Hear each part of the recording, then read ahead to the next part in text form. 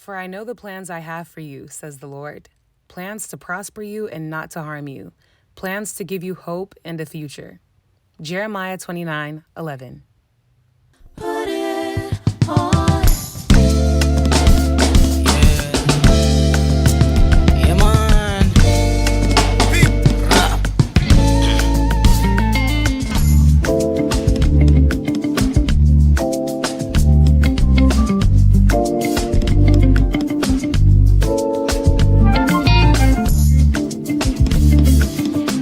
Hi, welcome to my channel. If you're new here, my name is Sophia. I'm also known as Sophiology, the Fine Babe. And if you're a returning Fine Babe, it's good to see you. Good morning, or good afternoon, or good night, depending on where you're watching from. No matter where you're from, or if you're new or you're old, you are welcome, my love. We give hugs on this channel. You may not be a hugger, but I appreciate the hug anyway. I'm such a hugger. Anyways, not too much chit chat today because I have a lot of information to give you. If you click this video, that means you have either had surgery, you're considering having surgery, or you're considering going to my doctor. You just need all the tea and the truth. If you've been following my channel for years, you know when it comes to any review I give or any life update, I keep it real. Like very real. And I don't care because this channel right here is 9 years old and it was built on integrity. And to this day, offering honesty and value no matter what I'm discussing is so important. So you are in the right place. I'm not only gonna be honest, but I'm gonna be transparent, very transparent. If you haven't watched my surgery vlogs, I recommend you watch them. I don't show anything bloody or naked or anything like that, but I definitely do show my results and what post-op was like, what my infection was like. We are going over everything. I had my girl ChatGPT put together every single detail I need to go over so I can speed through it. This video might be lengthy, but it moves pretty fast. So if you need to rewind and rewatch, go ahead. But yeah, let's get into the tea. Thank you in advance for giving me a space to be vulnerable, to be myself. It's gonna help so many people. Don't forget to give this video a thumbs up if you appreciate anything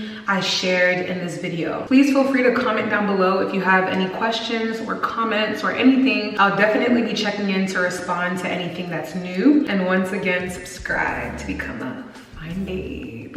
We're doing this Q&A style, so let's get into it. I am 5'4", technically 5'3", somewhere in between, girl. I currently weigh 166 pounds. Funny enough, I was 160 at the time of my surgery, but on my height, 6 pounds makes such a big difference.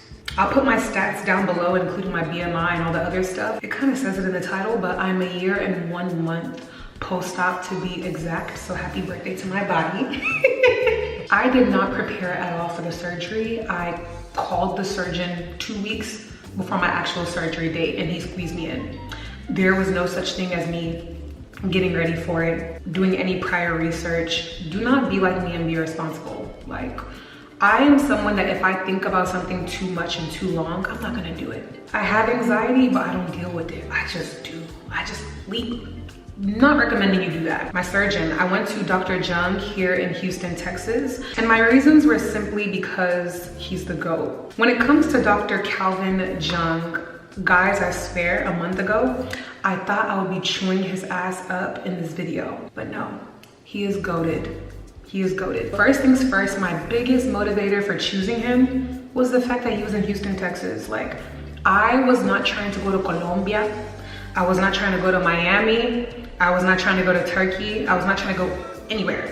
I wanted to get my surgery done, and his office is like maybe 10, 15 away from my place.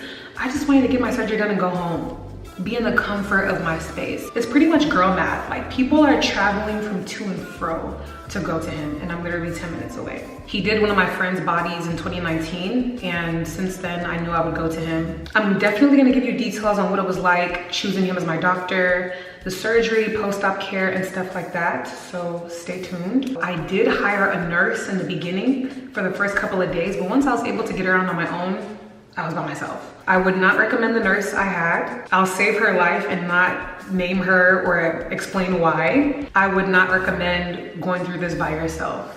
Who even does that? I haven't even heard of anybody that does this by themselves.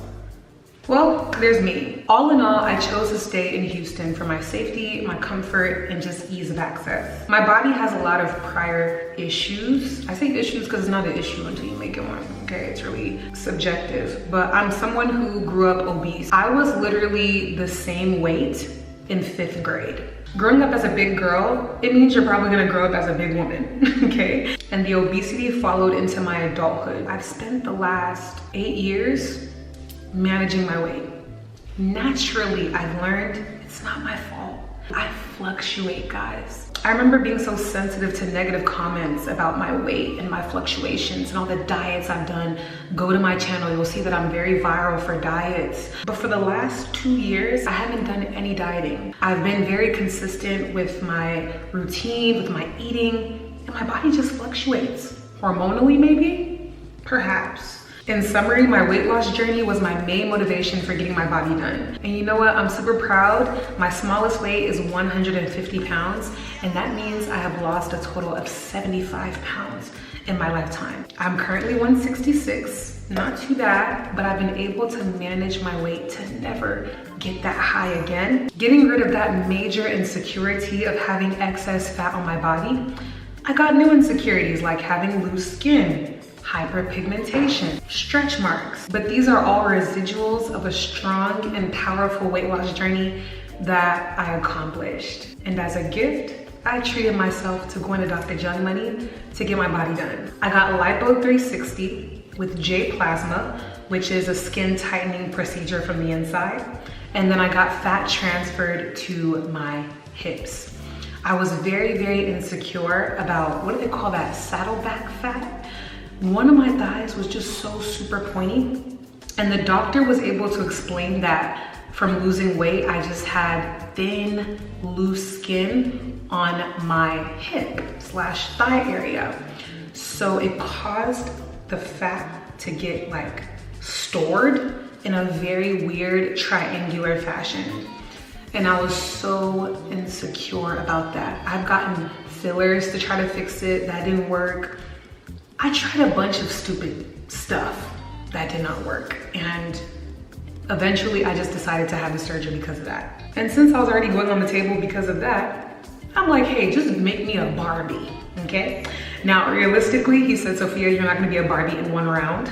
Most people that look like Barbie dolls are getting 2 rounds, 3 rounds, 4 rounds if they're not managing their results. It's possible to maintain perfect results after 1 round, but most of the time when you have a body like mine to where you've lost weight, you're overweight, I've never been pregnant, but if you have had children, you're probably gonna need more than 1 round of lipo. Another thing he let me know was I had this very deep cellulite in my leg that I was very insecure about. And he let me know that 1 round was not gonna fix that. I would need multiple rounds or filler or something. Knowing all of this, I still went through with it. And I'm glad I chose him because I knew with my build, surgeons can get lazy and just give me the cookie cutter BBL that you see around that's giving wisdom tooth or ant body or just BBL.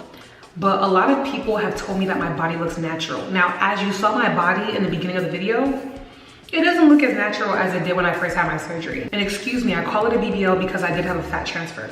Whether it was to my butt, my hips, whatever, it's just easier to say BBL rather than Lipo 360 with fat transfer, like, you get it. Sorry I'm talking in circles, guys. I'm doing my best to stay on track.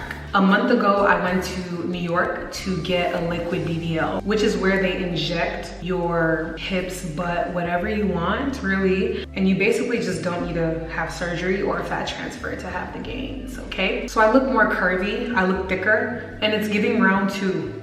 Without the round 2. But that is a quick summary. Honestly, I'm trying. For this amount of time, I've been able to summarize my journey and everything. So we're doing pretty good.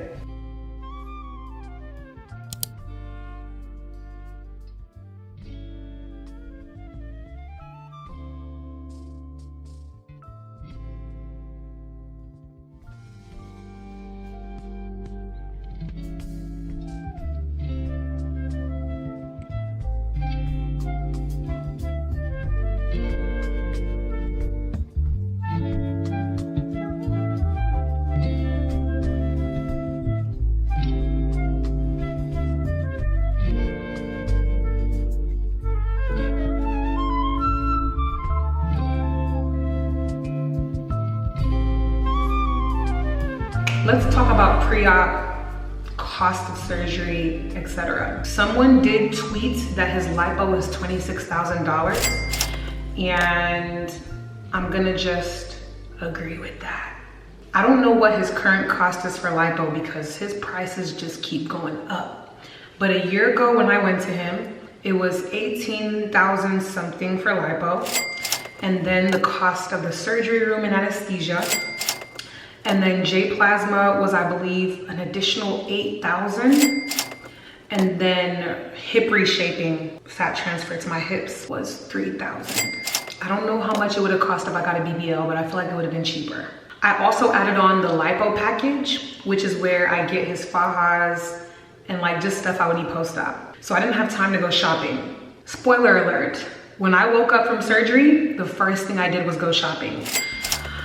I was not happy with the faja that he provided. I know since then he's changed them, but personally for me guys, I would not waste any time. I would just get a faja from the Colombians or the Brazilians, okay? And I'll share where I got my fajas. I ended up buying like 8 fajas, guys, over the last year.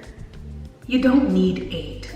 That was just a process of me trying to find the best for you guys and for myself. Honestly, you do better not buying any packages. Just get your own stuff. Your lipofoams, faja, your urinal, everything you need. I'll leave a list of everything you need down below in the description box, as well as links to get what worked best for me. Again, everything was short notice, so I scheduled all 10 of my first massages. Carolina Pintos therapy was where I went majority, and I do recommend them for the first couple of months post-op. Once you get into your stage 2 massages,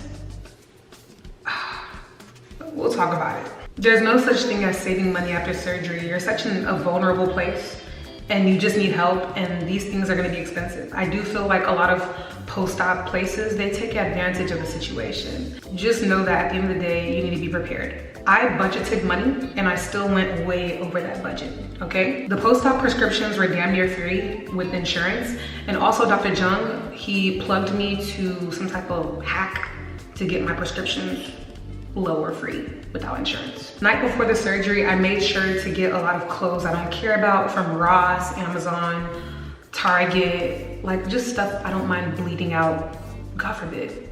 Stuff I don't mind leaking is a better word, or messing up. The morning of surgery, I wouldn't say I was nervous, I would say I was brave. My talk with Dr. Jung was very short. He had Drake playing all throughout the office. He just came in and said, what's up? Marked my body up. And before you know it, I was all dressed in blue with a little blue cap, ready to get worked on. Anesthesia was administered. I woke up and I had my body done. Again, I have a vlog on this. I'll have it linked down below. BBL depression is inevitable. Lying around, not being able to get good sleep, not being able to do most things that bring you sanity or happiness, it will cause you to feel like, what the hell? There's gonna be a lot of body dysmorphia. So if you already deal with body insecurities or dysmorphia, it's gonna get worse after getting your body done, period. Because the body changes so much within the first few months. I was not happy with Dr. Jung off and on because I'm just like comparing myself to other girls on his page, comparing myself to other bodies and to what I asked for versus what I got. And I just want to make this very clear. It's taken me a year plus to evaluate everything, and I don't regret going to him at all. Guys, I cannot stress this enough. Taking before and after pictures / videos is very important. You don't have to do it every day, but I would say every week, strip down, record yourself, take pictures. Before you have surgery, strip. Make sure you get good pictures and videos of yourself, because I promise you, it's a mind trip. And being able to have evidence of what I looked like before, evidence of what I looked like after surgery, evidence of what I looked like over the last months. Because whether you have surgery or not, your body's gonna change throughout the year. And I'm 26.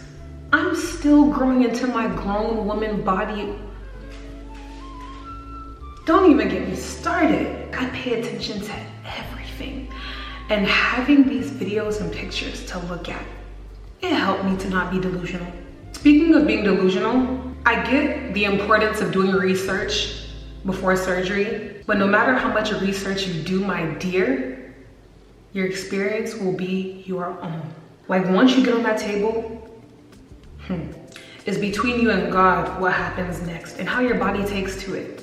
Do you know that no matter how good the surgeon is, your body can still reject it? When I say reject it, I mean the results not staying. Everybody has different bodies, and it's possible that it won't stick. You do everything you're supposed to do: post-op care, massages, diet, exercise, compression, and it still does not stay.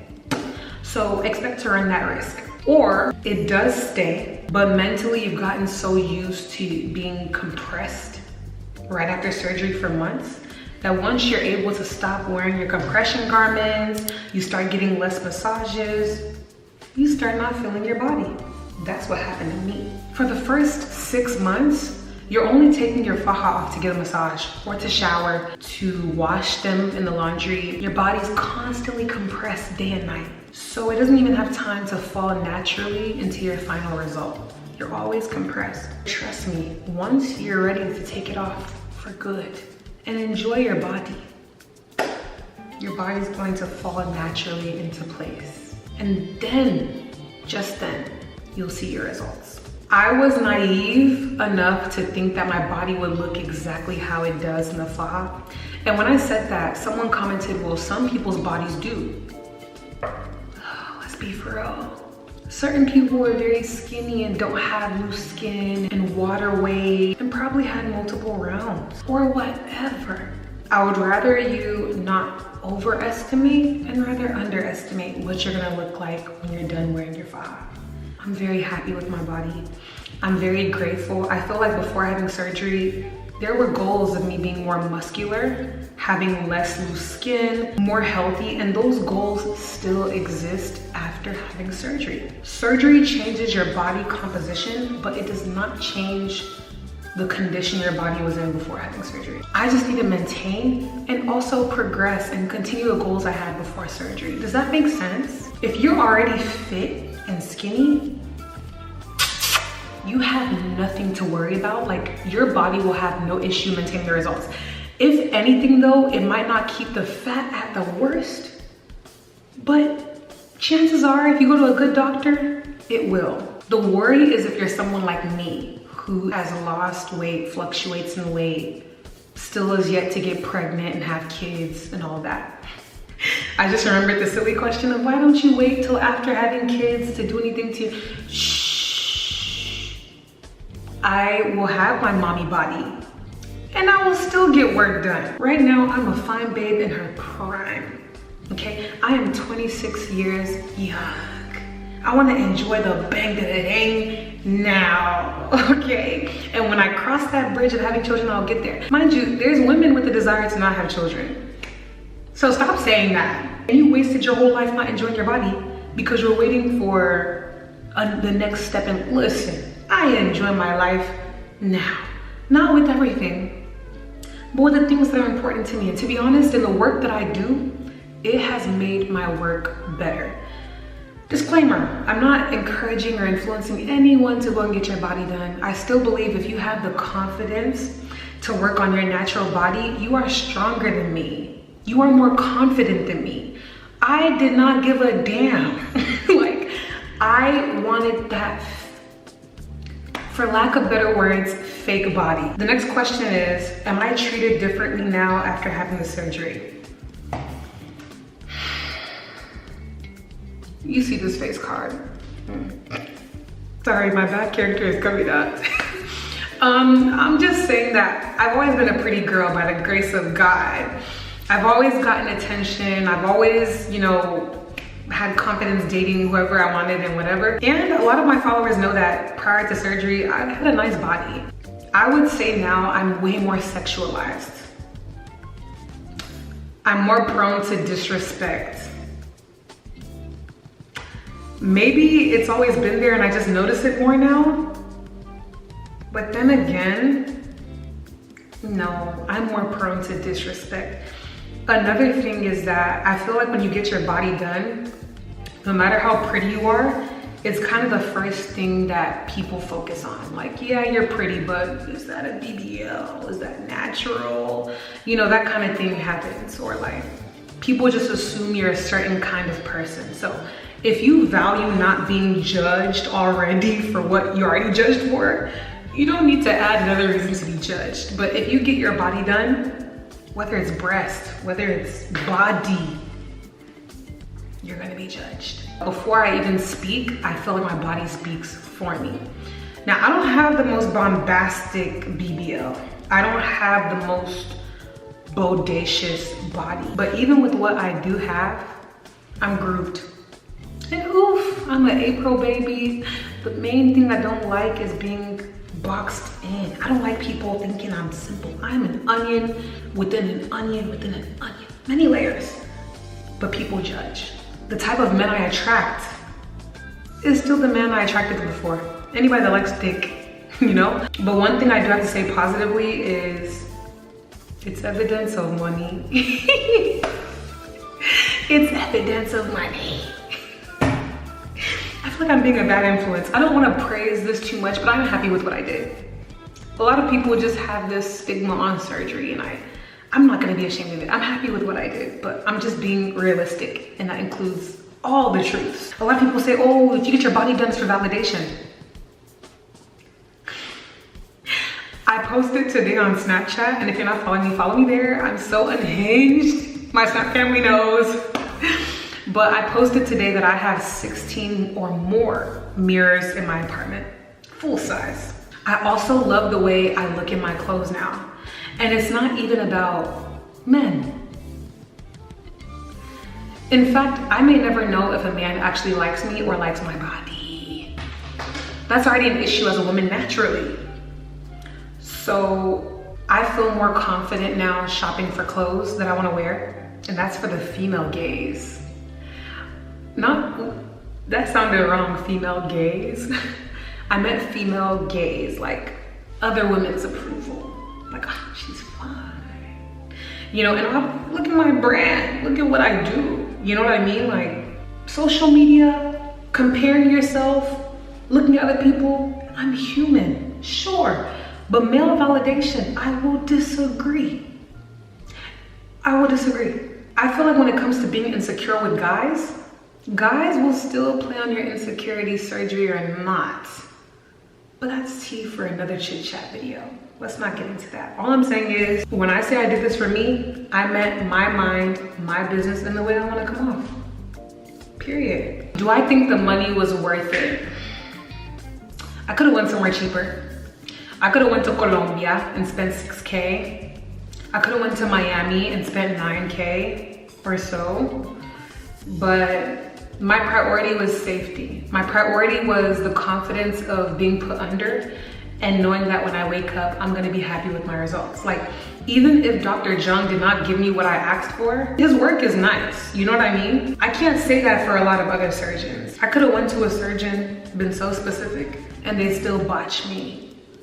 I went into surgery very confident that I would wake up happy regardless of what he did. He made my stomach look very natural. He corrected my hip more than any doctor could. I'm very confident when I say that. There's probably other doctors that could have done it. They would have charged the arm and the leg too. I think it just comes down to you as a person, like what's reasonable to you and what's not. For me, I don't put a price tag on enjoyment and those kind of things. Was I in over my head post-op? Yeah, because I was lied to about how many massages I would need. Lied to by different people, from the therapist to friends to videos online. My goal with this video is to debunk any myths, any false truths about surgery. If you're thinking about having surgery, if you just had surgery, or if you're post-op and considering going again, I beg you to give your body grace and give your body a chance. Sometimes it's not surgery that you need. Sometimes it's a diet change. Sometimes it's gym. Sometimes it's lifestyle change. I have personally decided that I'm not entering the table for my body again.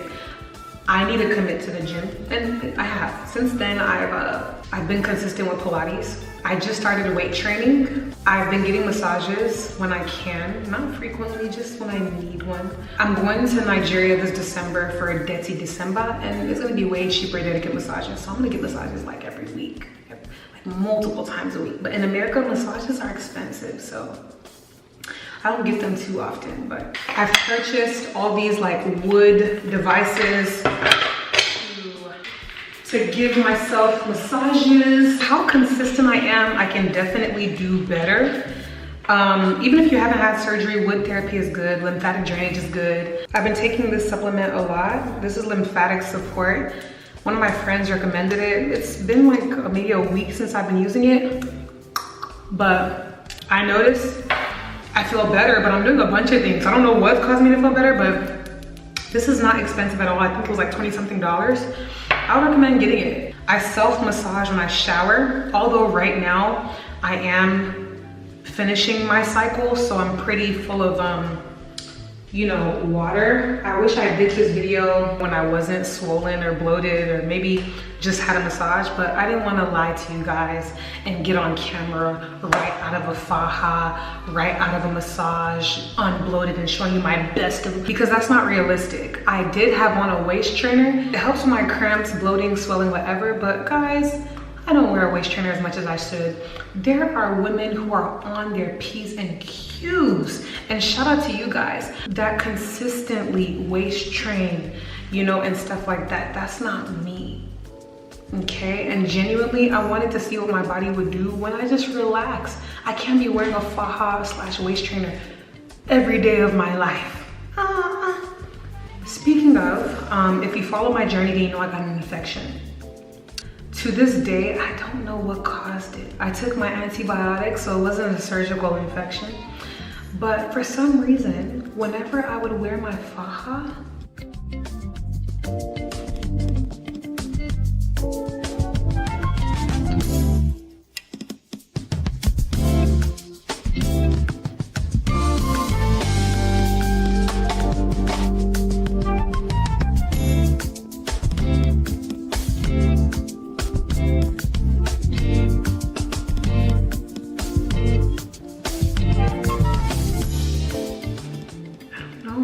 maybe it was too tight. I really honestly wish I had an answer for you, but even searching within myself and investigating myself, I don't know what caused it. But guys, my stomach was so clear before having surgery. That was really, really difficult to deal with. At first, my massage therapist noticed it, and then it just progressively got worse and worse. I ended up going to a dermatologist who gave me an antibiotic to treat the infection. She took a sample from my body, sent it to a lab, and she could not explain what caused it, but she did know how to treat it and to also improve the appearance of my skin. My skin right now is not bad. It's pretty clear. I recently posted a video on how I brighten my armpits and my hyperpigmentation on my body, so I recommend watching my last vlog to see that. I show every product I use to clear up my skin on my body. Obviously, having stretch marks and weight loss and stuff, I know how to clear my skin on my body, okay? So it looks pretty good, I can't complain. But oh my goodness, as you can see, it was bad. Again, I don't know what caused it, but this just goes to show, guys, when you decide to do this, you may experience some one-of-a-kind things. I have very sensitive skin, what can I say? It could have been the oil that was used. It could have been my faja, because every time I took off my faja, it would calm down. Whenever I wear my faja, it would get crazy. And it wasn't just one brand of faja, it was any type of faja. I couldn't wear my faja as much as I wanted to after surgery, but I tried my best. Honestly, I did. I know the curiosity may be killing you, like, please, you don't want it to happen to you. I don't want it to happen to you. But I honestly think I switched to a stage 2 faja too soon. I think there's rules, literally rules that your surgeon or your massage therapist might give you as far as like when to transition from a stage 1 faja to a stage 2 faja, when to compress more, when to wear your faja less. But just based on my experience, guys, I highly recommend you following your own judgment. I was told to switch to a stage 2 faja, which is more compression, too soon. My body is sensitive. It heals slower. And I think switching to a stage 2 too soon is what caused the infection. If you watch my Tulum vlog when I went to Mexico during the whole Christian BBL scandal, that's where I started noticing the breakout. And it wasn't just dots on my stomach, guys. It was like ooze and fluid getting trapped in between my ribs, and it was literally yellow and green in that area. It was bad. But thank you to God and his mercy, I healed, I recovered, and my skin looks very improved. I'm not gonna stop until I don't see any evidence of what happened. It may never go away, but as of right now, it's very noticeable. As you can see, we're almost over. It's been good chatting with you, and I hope this video was helpful. Any last things I would like to say is that, like I said in the very beginning of the video, I'm currently 166 and my lowest weight was 150. I'm a couple pounds over the weight I was when I had surgery, and I do believe getting back down to my surgery weight will restore every single thing I loved about my body. I want to warn against fluctuating in weight. I know we don't have control over it, but don't let it fluctuate too much. Weirdly enough for me, since having surgery, the scale does not change. But I've changed. My measurements have changed. I've expanded, clothes have gotten tighter. It's weird. I'm very determined, without Ozempic or anything like that, to just go to the gym and eat healthy and get my body back to the way it was when I first had surgery. My waist was smaller, my arms were smaller, my legs were smaller, my face was smaller. Have I gained so much weight? No. But anything that changes about your body, it will affect your surgery, and you do not want to yo-yo after having surgery, okay? Follow all the rules your surgeon gives you. Stay consistent with your medication, your massages, anything I missed in this video and that you guys comment down below and I address, I will add it to the description box and even add it to my pinned comment depending on what it is. But I really hope this video was informative. My camera battery died. It tried though, we made it to the end. I hope this video was informative and helpful. I appreciate you so much for giving me your ear and your open mind. And yeah, be safe, make wise decisions, and always remember you are a fine babe. I love you, and I'll see you in my next video.